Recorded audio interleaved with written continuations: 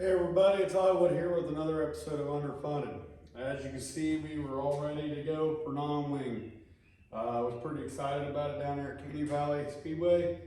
And well, we got too much rain Friday night, supposedly, and Saturday was nice and clear, beautiful day, nice temperatures, and they got too much rain the night before. So fortunately, we didn't get to do that. That's why you didn't see an episode come out for it.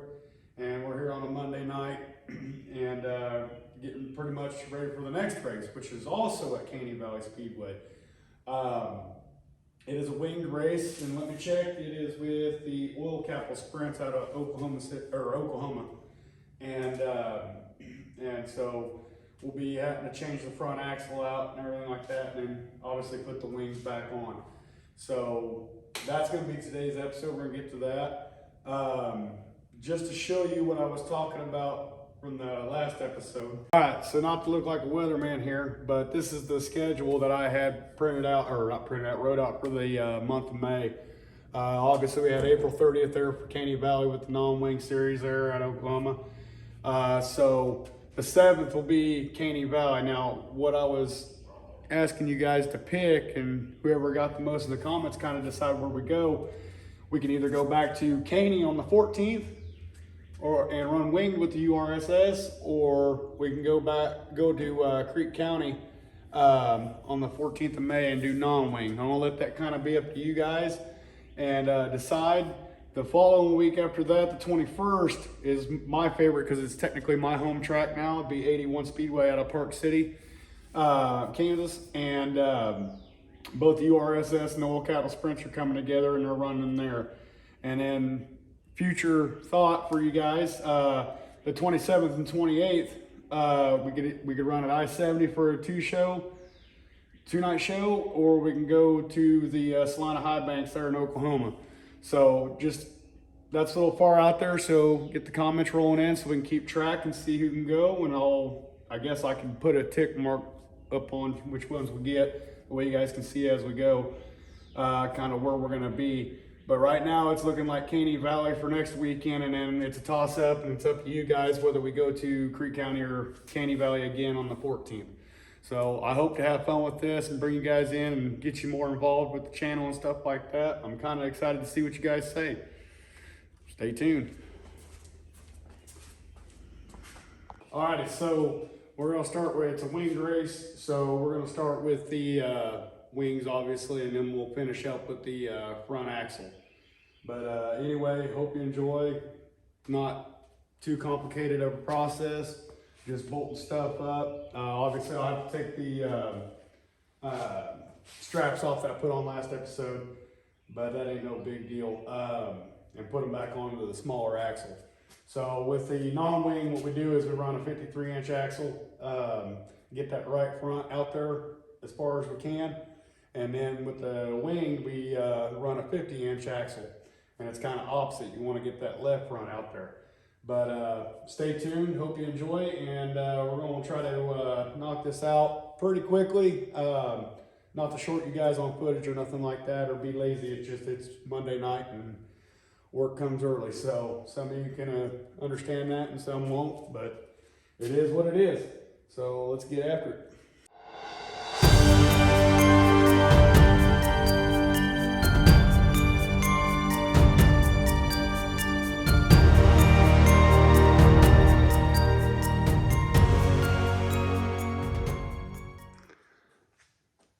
So this front wing can kind of be a pain. I don't have front wing mounts, so I've got to have these clamp-on ones. I don't know if you can see it right now because of the camera angle, but they just clamp onto the chassis up front. But I got the wing mounts for the top of the shocks. So I don't know if that's something Maxim does all the time, or just this particular model or what, but yeah, I've always had to run these clamps. My original sprint car was a Gambler, and I want to say it was a 2000. What I originally started in, it actually had the front mounts. So a little different, but it's not too bad. I almost actually prefer these a little bit because it gives you more adjustment, if that makes sense. But pretty much He's just gonna sit up there, right in the spot, and you can see from where it usually sits. Let's see if the one-man band can do this without destroying a wing. Get started on one side.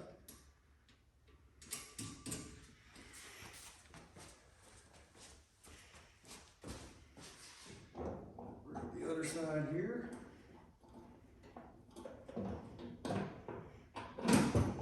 Oh, come on. There we go. All right, so I'll take you guys up underneath to show you what we got going on here. All right, so as you can see, we got the wear marks here, and this is where they'll sit. Then you got the clamp with the two Allen head bolts in it. And then thread those on up.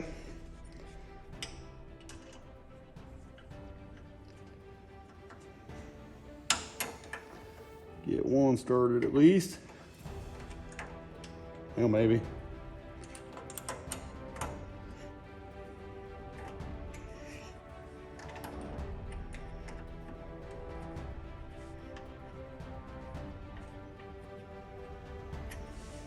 Oh.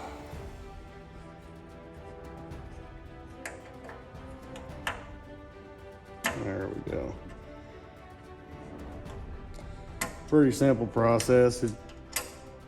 The only difference is between this and the, you know, your post that they usually put on here.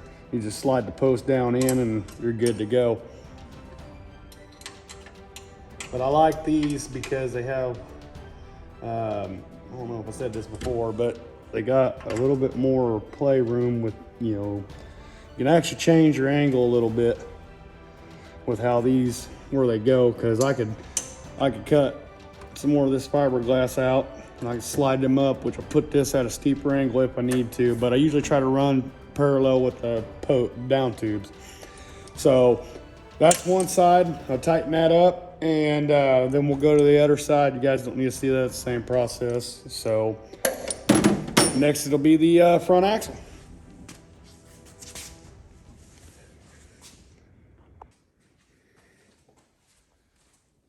Alright, so onto the axle, we got to pull the tires off, pull the kingpins, pull the strap off, and unhook the radius rods, and put the new axle in. I'm going to time-lapse taking it off because just to save some time, and then I'll go through and actually video putting it all back on, and then, you know, you guys will get the idea. It's fairly simple. Pro teams, they do this all in like 2 minutes under, you know, a red flag condition or something like that, or just yellow flag even. So not much to them, just gotta get after it.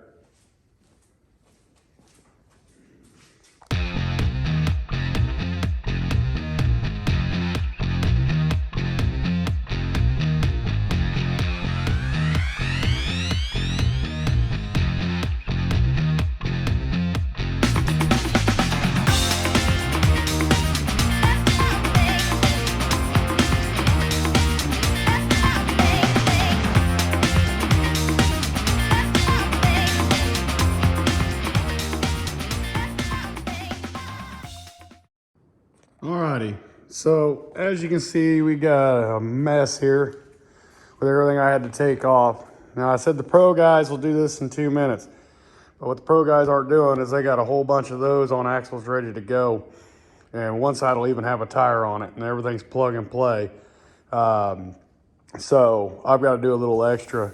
One of these days, when we can afford it, we'll get some more.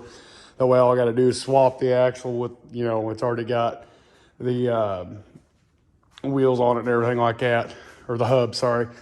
And but anyway, we're going to get started. There's our axle. There's the one we took off, and I'm going to put all this on top of that. So stay tuned. All right, so as you can see here, we got everything hooked up with the axle. on both sides here. Okay. Oh, sorry, camera kind of did its own thing. Sorry about that. Anyway, so it's all hooked up and tight. And what we got to add next is we're going to go ahead and put the tie rod in there. Just so we have it in there. And then we're going to be putting these on. So this is where we're going to show you what I'm doing here. Alrighty, so these can be tricky. Everything's been greased already. We got these shims in here, and this is where it gets messy. But I'm gonna set those right there because I don't know if it's gonna take all of those. We got our kingpin. This hub slides on top of here and slides down. Now we just put new brass in here, so it is a little stiff to get down in there, so there might be some beating and banging, maybe not. There was on the other axle, but I'm not for sure here. And we got a little gap here, and I want to see if all these will fit in there, and it don't look like they will. This thinner one in there.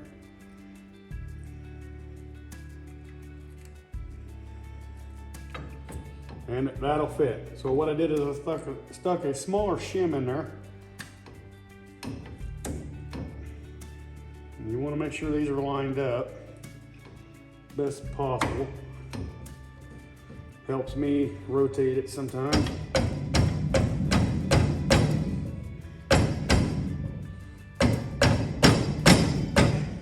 See how free that's still spinning? It's just a hair tight. I don't know if we need to put the tool back in there again and free it up, or if that'll just wear normally. We're gonna leave it like so for the time being, because I have no problem steering at all. What I'll do is we'll just finish that off here with that. And as you see, it's, you know, free to go. Anyway, so now this extra shim, what I do, the thicker one, kind of make sure to wipe it off because I can put it on the ground here like an idiot. I slide it on the bottom, and then our axle tethers, the kingpin nut there, I guess is what you call it, screws right up in there in the bottom.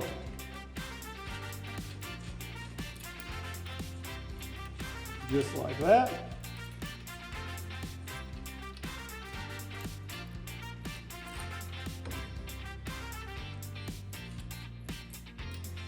I got it finger tight for now. We'll tighten it up here in a second. But I'm gonna go ahead and put my tie rod on.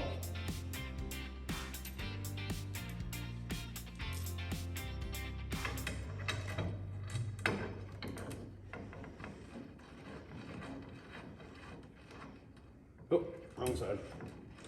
I don't know, call me weird. And I know a lot of you disagree with me.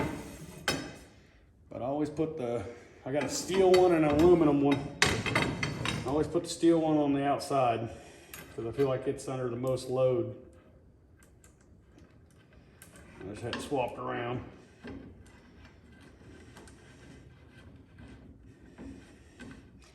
Then we'll get it started, take the buzz gun,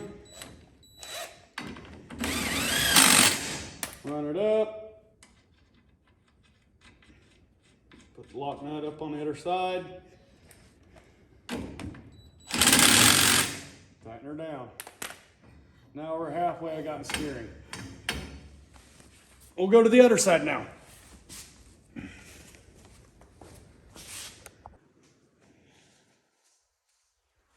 Alrighty, so there you have it. We got the winged axle on, the wings on, and everything like that. So we are almost ready to rock and roll. The only thing I got left to do is put the strap across there, and I'll hold off and do that for the next episode. Running out of time. It's almost time to go to bed, and so I can get up and do it all over again tomorrow. So stay tuned to for our next episode. Be on the lookout for it. Sorry, this is a little late. Race is getting canceled, kind of bums you out. You really just don't want to do nothing. Anyway, also I want to congratulate Brandon Gruball on his win down in Dothan, Alabama here recently. He's a guy I used to run with down with Top Gun Sprints. He ran a non-wing race up there and ended up taking home the Chevy record. So good for you, bud. Proud of you, and keep on digging. So with that being said, we got to get numbers on the wings. And man, there was something else I needed to do, but I can't think of it right now. Well, just have to stay tuned and find out for the next episode. Don't forget to like, subscribe, and comment if you don't mind. I want to see those comments roll through where you want me to race so I can get planned for it. Be mindful you get your choices of either Caney Valley on the 14th or Creek County on the 14th down in Oklahoma. So it'll be non-wing or wing. Let you guys pick. But the next race will be a wing down to Caney Valley with the Oklahoma guys. They're at the Oil Capital Sprints. They either run 358s, I do believe, with carburetors. Not for sure on that, and 305s with them too, so it's kind of an even playing field. But yeah, I should look them up if you're not familiar with them. Seems like a pretty good group, and along with the other two groups, they seem like they're a class act. So anyway, well, hopefully one day we'll get to go racing, and you guys will be along for the ride. Until then, stay tuned. See you later.